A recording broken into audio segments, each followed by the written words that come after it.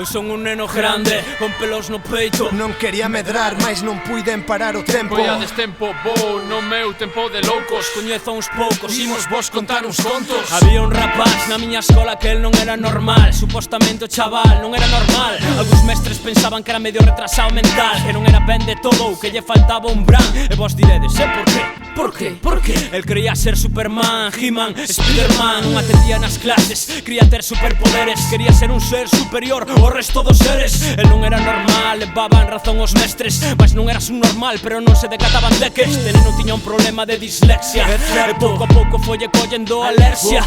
De lectura, escritura, literatura, cultura. E sempre ia retrasado nas clases. E a amargura invadía a súa alma como outra asignatura. A discriminación por ser distinto arredaba o da cordura. Ainda que non sabía ler dos cómics era un apaixonado. Miraba atentamente os debuxos imaginando os diálogos. Que a súa forza sobrehumana podía levantar tanques. Que a súa mirada láser fulminaba os seus contrincantes. El non era capaz a ler un texto de seguido. Desordeaba as palabras e as letras do seu contido. El sempre andaba distraído. Sempre andaba distraído. El sempre andaba distraído. Sempre andaba distraído. Todos os nenos da súa clase consideraban o parvo. Acaso unha nena chamada Clara que nunca estivo de acordo. Era a súa veciña de toda a vida. Sempre ian xuntos á escola. Ela entendía o que lle ocorría. A ela chamaban ya tola.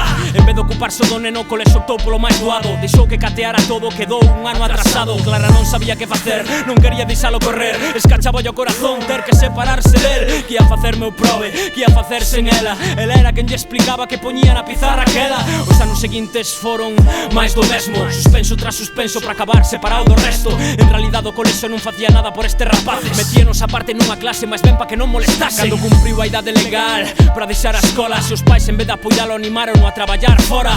Vaite neno, vaite, veña, ja nos teus cartiños. Se non vales pa estudiar a traballar, que xas grandiño. Comezou currando na gasofera tan só con 12 anos. E botou aquí ata os 16 currado como un condenado. Da gasolina a ferralla foi o salto de escalafón. Explotado xunto sin papeles, víctimas da migración. Ao fin ao cabo pasou a xuventude currando como un esclavo. En curros de merda codiaba cun salario moi precario. Aficionouse ao alcohol, as putis e a mandanga. Imposible que ao final de mes puidesen cadrar as contas. Unha cousa leva a outra e agora saben de farla. Bota contas e apóstate canto tardarán cagala. Pois nada, a vida só son 2 días. Era o que sempre repetía Matías cando taba en fíes. E non te fíes das apariencias, dicía Matías, dicía por experiencia. E nunca foi as pasentías. Somos o coro dos nenos distintos. Facemos cousas que non teñen sentido. Buscamos sempre o noso propio destino. Non temos medo que digan de nos por non ser como a xente. Somos o coro dos nenos distintos. Facemos cousas que non teñen sentido. Buscamos sempre o noso propio destino. Non temos medo que digan de nos por non ser como a xente.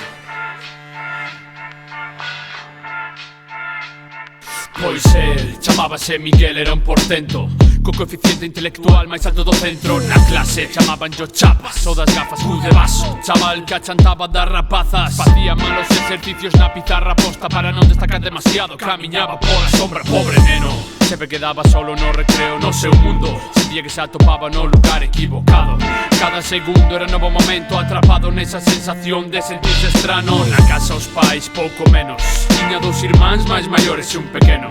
Ainda que ele era sin ningunha dúbida o crack da súa familia, nunca lle deron a atención aceitada que merecía. Refuxiábase nos libros, creaba a súa propia fantasía. Entre palabras, historias, conceptos, pasar os días. En Mesopotamia, picou os beizos dos inicios. En lingua antiga regateou en 1000 mercados fenicios. En éxito rendiu culto ao sol, só comparable cos coñecementos mayas antes do avance español. Sufriu metamorfose de Kafka, matou a Cristo con Nietzsche, fixo revolución con Marx, convidou Whisky Bukowski. Stephen Hawking levou a historia do seu tempo cara física en obsesión.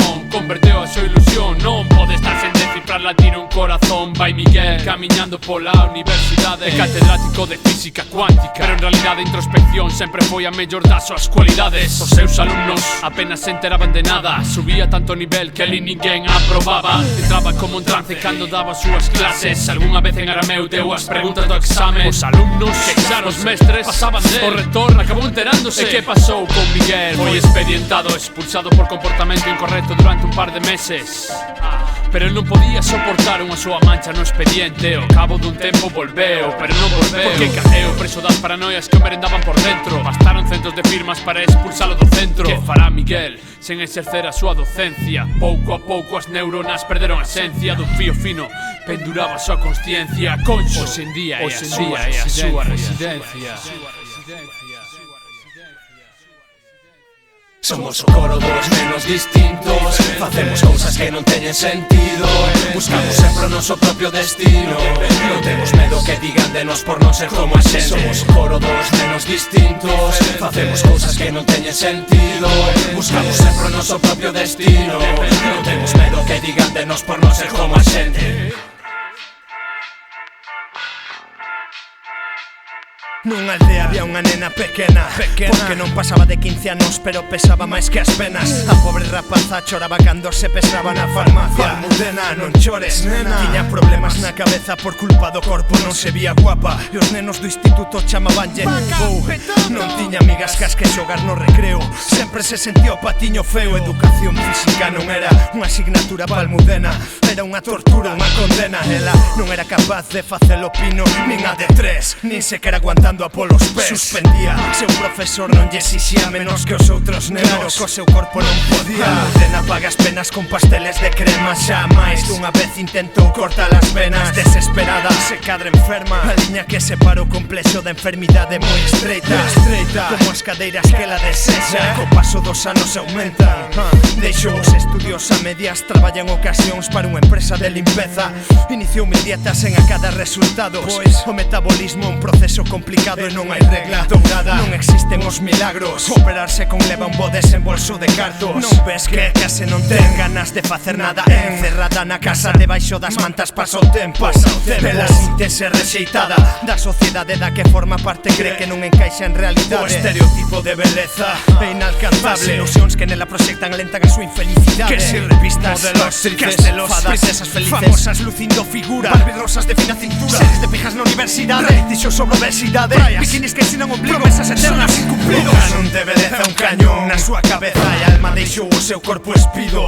Aquí descansa Almudena nova e sen descendencia. Foi o espello maior inimigo da súa infancia. Xunto a malicia dos nenos dende a súa inconsciencia atuaron defectos que detonaron a desgracia. Somos o coro dos menos distintos. Facemos cousas que non teñen sentido. Buscamos sempre o noso propio destino.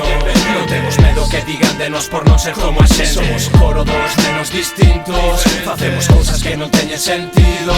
Buscamos sempre o noso propio destino. Non temos medo que digan de nós por non ser como a xente. Somos o coro dos menos distintos. Facemos cousas que non teñen sentido. Buscamos sempre o noso propio destino. Non temos medo que digan de nós por non ser como a xente. Somos coro dos nenos distintos. Facemos cousas que non teñen sentido. Buscamos sempre o noso propio destino. Non temos medo que digan de nós por non ser como a xente. Somos o coro dos nenos distintos. Facemos cousas que non teñen sentido. Buscamos sempre o noso propio destino.